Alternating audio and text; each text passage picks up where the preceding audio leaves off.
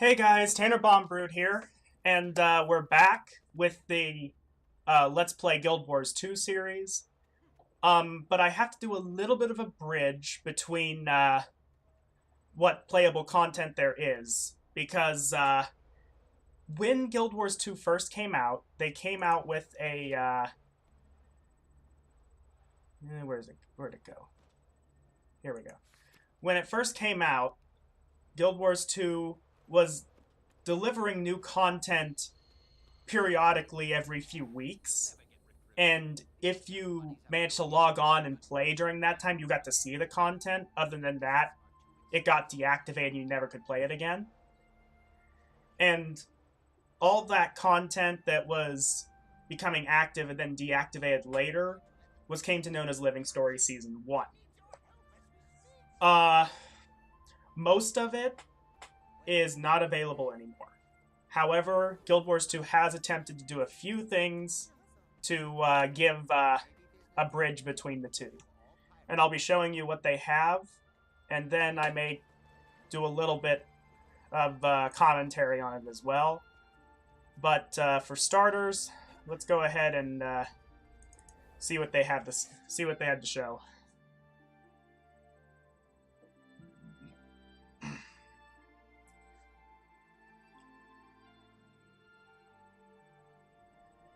So immediately following making level 80 and finishing the story mission, this letter comes up. I have a saying at the German Priory: remember the past so you may shape the future.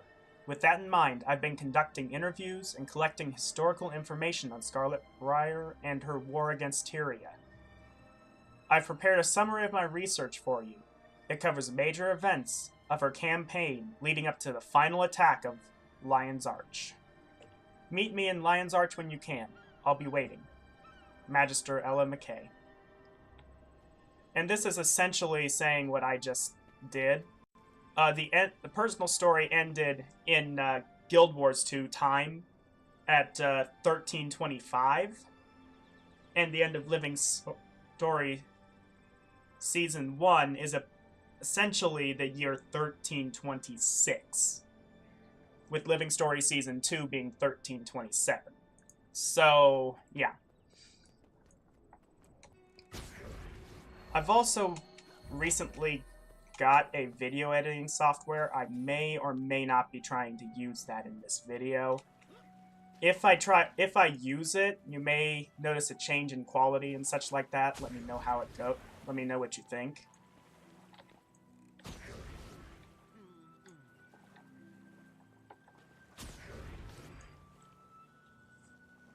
Alright, so here's the person. Scarlet Briar. Where should I begin? No one at first knew why she began her reign of terror. Some say she peered into the very fabric of the universe and went insane. Her attacks began in the northeast and spread like fire. She formed uneasy alliances and controlled her minions through deception and brutality. She leveraged their technology to scan for currents of magical energy called ley lines. Each attack had a purpose, allowing her to collect data from across Tyria that would later be used to assault Lion's Arch.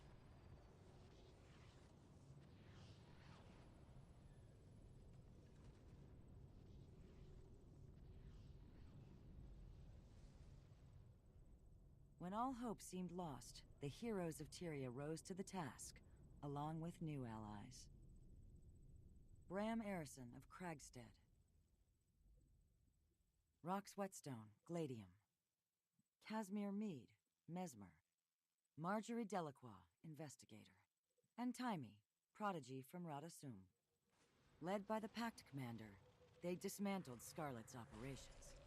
But while they reclaimed the city at the Battle of Lion's Arch, they would later discover that she had completed her mission, even in death. Scarlet's machine struck the ley line deep beneath Sanctum Harbor, directing its magic far into the Maguma jungle, changing the course of history.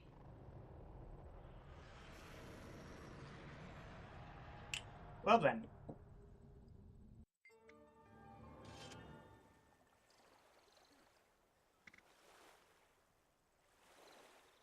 So that's it as far as what they give for the videos, but they do give some give some additional information beyond that. Right now, doing that caused the story journal to start up the Living Story Season 2. But I'll go ahead and play these, what they have for Living Story Season 1, introducing the characters that we would have met throughout Living Story Season 1, which we'll be meeting shortly in the next episode as though we're old friends. So, I'm gonna go ahead and do what we have here. Like to know a bit about Marjorie? Delacroix is a necromancer from Divinity's Reach. Until recently, she was a member of the Ministry Guard of Divinity's Reach and was responsible for protecting various Crichton ministers and their staff. She quit that job after witnessing some terrible abuses of power. After she left the Guard, she went into business as an investigator for hire, taking on various cases that her clients needed handled, often with discretion. When Scarlet's Aetherblades assassinated Theo Ashford of the Captain's Council, Marjorie led the inquiry that led to the arrest of their leader, Captain Mai Trin. Trin later escaped her cell and fled to the Mists, shortly before Scarlet's attack on Lion's Arch.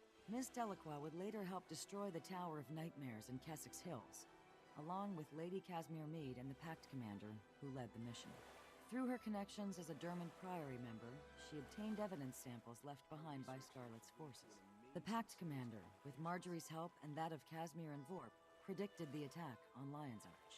Despite their warnings to the Captain's Council, the city fell, but it was later reclaimed. Okay. Casimir Meade. Lady Casimir Meade comes from noble stock, but her family has since fallen on hard times. Her gambling brother Kyle put the family deep into debt, forcing her father to liquidate their possessions. Despite his efforts to fix Kyle's mistakes and unable to pay his own bills, her father was thrown into prison, where he died. Casimir, now forced to work, found employment as an investigator with Marjorie Delacroix.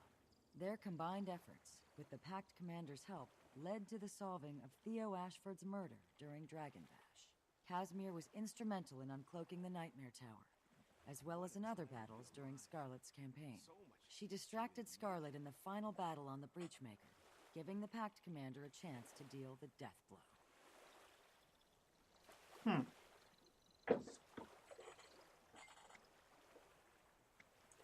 Rox is a Gladium. She lost her entire warband in a mining explosion. Since then, she performed tasks for Ritlock Brimstone, the Blood Legion Tribune, in an effort to join his Stone Warband. She crossed paths with Bram at the Molten Alliance facility. Together, under the leadership of the Pact Commander, they infiltrated the weapons base, freed the prisoners, and destroyed that operation. Throughout Scarlet's campaign, Rox fought beside the Pact Commander, providing ranged support and healing the injured. She accompanied the strike team that led the assault on Scarlet's Breachmaker in Lion's Arch. When Bram broke his leg during the fight, Rox stayed behind to tend to him. She also revived Marjorie Delacroix, who was wounded by Scarlet's blast. In tending to her friends, she forfeited her opportunity to kill Scarlet, leaving the Pact Commander to do the honors. This was in direct conflict to her orders, and it ultimately led to her not gaining membership in the Stone Warband.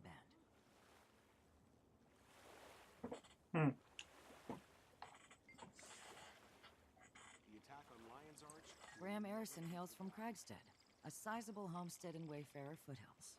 He's the son of Aristogalcan and Borgia the Sunchaser. As a child, he never knew his mother. She and Borgia parted amicably so she could forge her legend with Destiny's Edge. Bram's father, a hero in his own right, agreed to raise Bram to adulthood. Unfortunately, that wasn't meant to be. Borgia died when his son was a young boy. In the care of friends, Bram grew into an impetuous teen. He has a reputation for being a bit impulsive, but his heart's in the right place, or so I'm told. When the Molten Alliance swept through Nornlands, Bram saw the violence firsthand. He sought help from the Char at the Black Citadel, but was turned away. Tribune Brimstone had no troops to spare, and he didn't believe the claims that Bram was the son of his guildmate. Undeterred, Bram approached Newt Whitebear in the hopes of gathering Norn to fight back the invaders. Again, he was denied, as the Sons of Svanir were perceived as the bigger threat to Holbrook. Bram ultimately teamed up with Rox Whetstone, a Chargladian who had fought the Molten Alliance at Nolan Hatchery. Together, and with the aid of the Pact Commander, they infiltrated the Molten Alliance weapons facility and destroyed it from the inside. Bram was involved in a number of operations against Scarlet. He joined the Pact Commander in the final assault on the Breachmaker, but he broke his leg in the process.